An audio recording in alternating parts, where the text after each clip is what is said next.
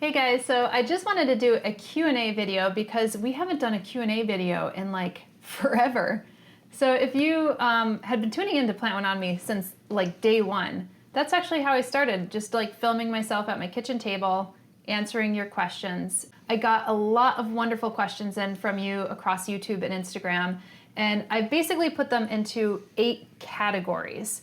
And I know some of you sent questions in regards to specific plant questions, but I'm just going to try to put those off to the side because this is a little bit more like channel, philosophy, personal questions that I'm kind of adding into this. So you could get to know me a little bit more and get to know a little bit more about the behind the scenes of the channel.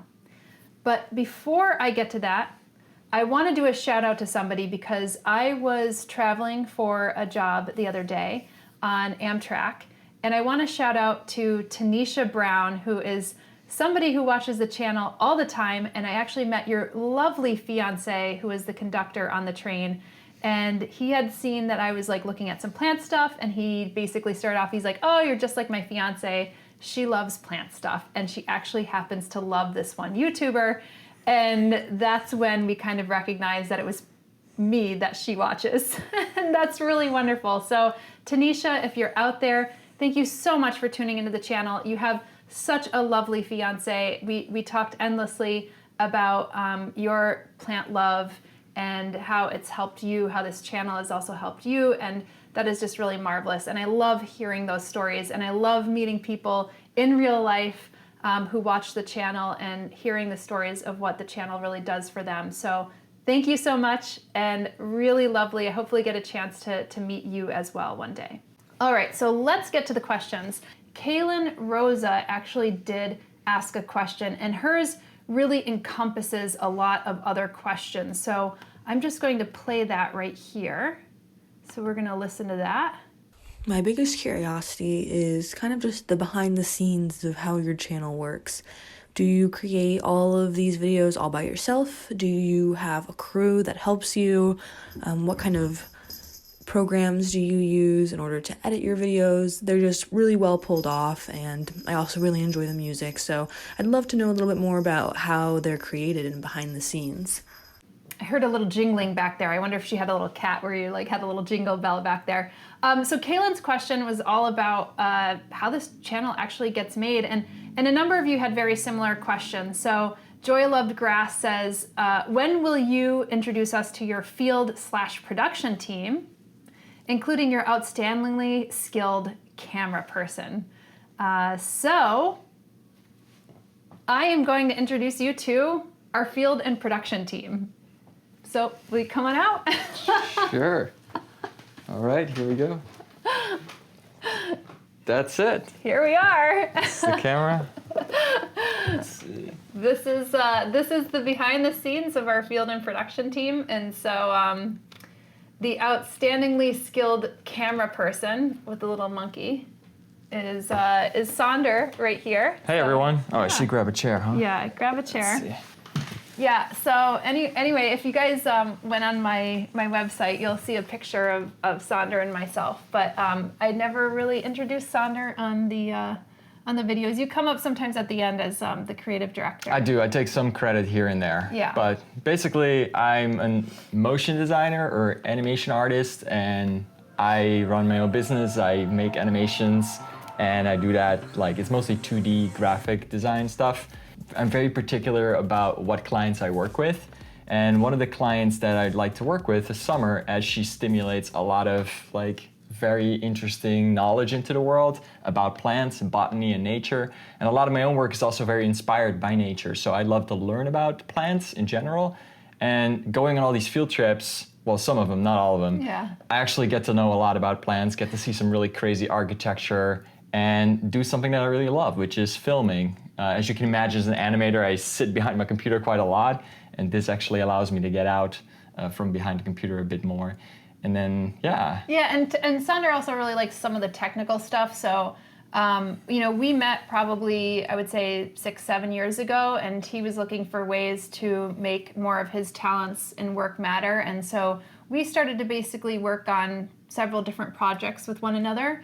One of the ones recently, if you had actually seen the updates on the channel, is the houseplant care tracker, where you could actually track your watering and fertilizing. That was really just stimulated by the spreadsheets that I was developing, and then Sondra's interest in being able to create something that's a little bit more interactive. So that's right, which is really cool. You can Yeah. actually get notifications for what plants need water, which is kind of cool. or fertilizing, which Yeah. is really neat. That's been fun to like work on those projects. And then I usually will go to Sondra if I have some kind of like workflow need. So 365 days of plants, for instance, was something that I went to Sondra and I was like, what is even a good workflow? Because if I want to produce those videos for both IGTV, which as you know is vertical, and then horizontal for YouTube, launch one a day, how do I even go about actually coming up with a sensible workflow that's not going to sink me or make me go crazy?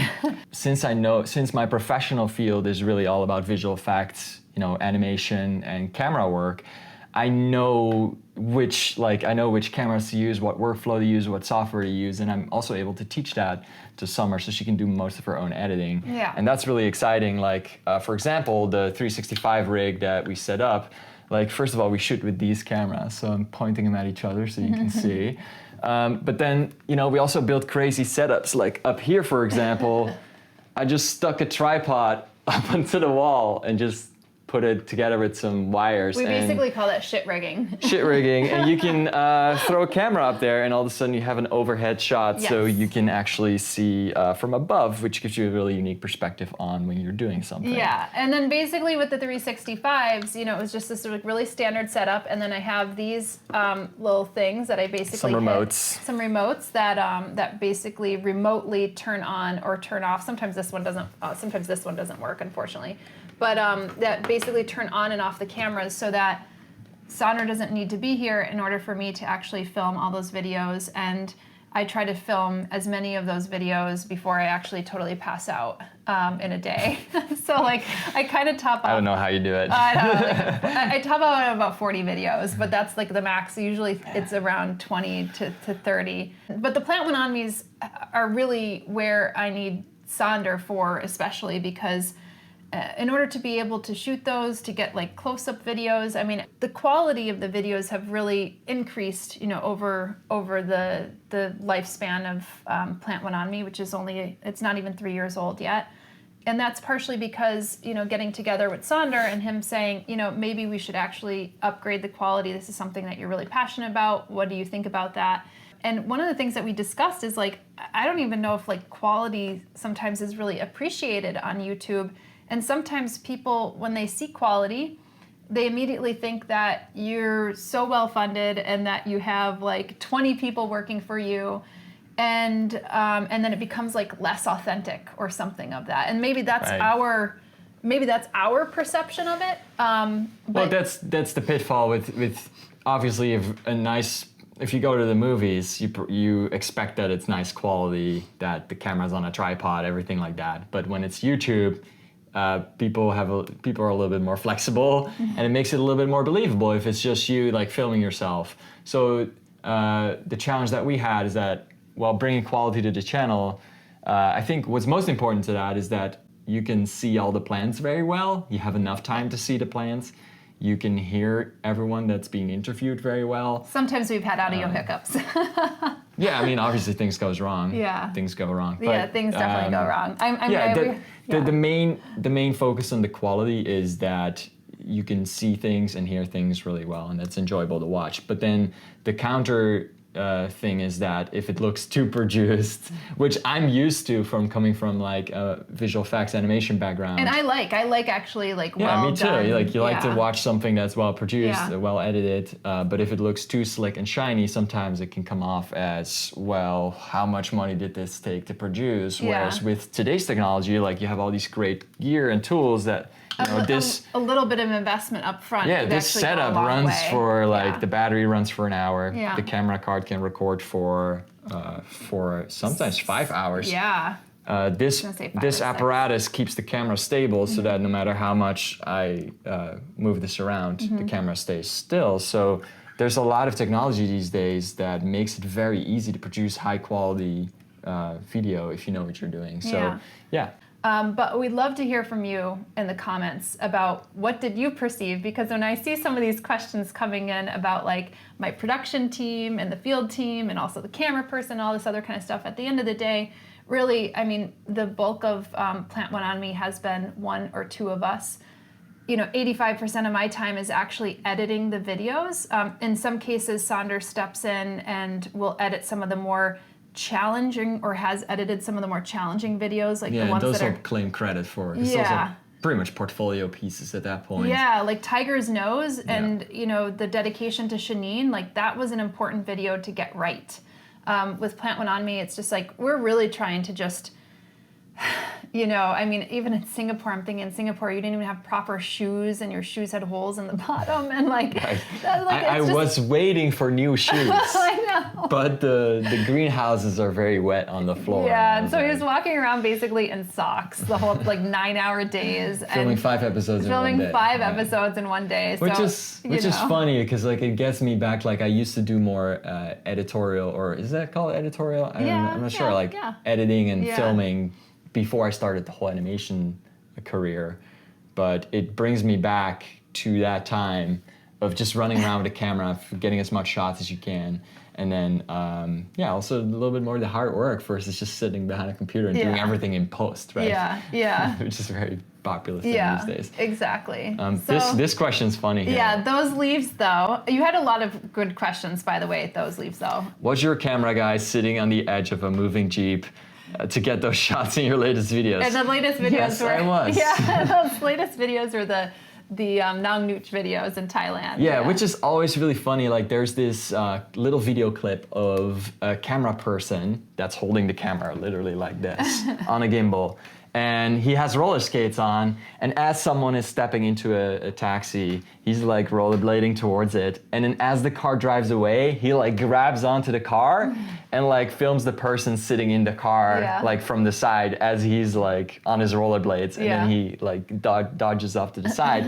And it always amazes me to be people on camera having a conversation, and all of a sudden they get into a car and we're still following them. But how is that? It's nice to, especially that car was like a jungle gym. Yeah. You can hold on to so many different places. And it was a steel beams. It was like a steel frame. Yeah. So those things really excite me as far as oh, that's cool. Getting being able to follow someone, and then your audience might be asking, well, how did they get that shot? And that's exciting to me, some of those things. And Sondra's been on his Boost It board, so his electric skateboard, skateboards following. Are great for following cars and things it's like that. It's this wonderful pan. You've used elevators to get this elevators are great camera so instead of having a huge elevators, instead of having a huge crane, you just go up to an elevator. Or an escalator. And just put it on the side of the railing, and you just kind of go up nice very and slowly. Smooth shot. And then there's also the time, when you were, I think you were on this is before your boosted board, but when you had your regular skateboard. Yeah, regular skateboard works and well. I was in a bicycle, taxi cab, and you were cars. You were following, and you were actually going faster than the cab because it was getting stopped. Yeah, New York by traffic isn't that as fast. So it's just fun to run around with this thing. And again, these tools these days to keep your camera stable like this, it's amazing. And so Ando Moragato asks, do you do all the editing yourself? I think I've actually... Extra batteries, always good to have on hand. Yes, you do all your editing yourself. Just about. Almost. Just about. 90%, Yeah, like I said, Sondra taught me how to edit. I think I'm actually a pretty proficient editor now, but there's a lot of things that I still don't know how to do. I can't do things that are complex or dream scenes, but the bulk of your editing is you're just telling a story. Nice music, things like that. The music we get from this, there's all these websites right now where you can just buy a yearly subscription for $200, and then you can download as much music as you want. And then there's all kinds of artists who post different genres of music, and that's where you select from. Yeah. So is there any other questions? No, I think that's it. So if you just wanted to hang all right, out I'll take my camera and I'll leave you to it. Okay. All right, bye everyone. All right, so hopefully that gave you a sense of the large and in charge production team that I have. And those leave those, just to kind of to finish this off on the channel questions. Will you start a new series after 365 days of plants? Oh, well, I have lots of ideas in this head, but of course I don't want to take off more than I could chew. So I think that is going to be determined. And I think, again, like I said, I wasn't really set up for 365 days of plants before, but you know, having the right kind of workflow is important so that you don't get like sunk. And that's one of the things I really love doing this. And I don't want to feel like it's a job or it's a chore or if it's weighing me down. Otherwise, I get a gut check. And like I said, the one thing that was really weighing me down was being able to have to edit all of my own videos. And now that I've kind of gotten a leg up on that, I mean, I worked through most of the holidays in order to be able to get those edits done and to, again, hire, you know, somebody part-time in order to be able to help me with those. So that will allow me to actually think about more of the creative things that I want to do. So thank you all for those questions.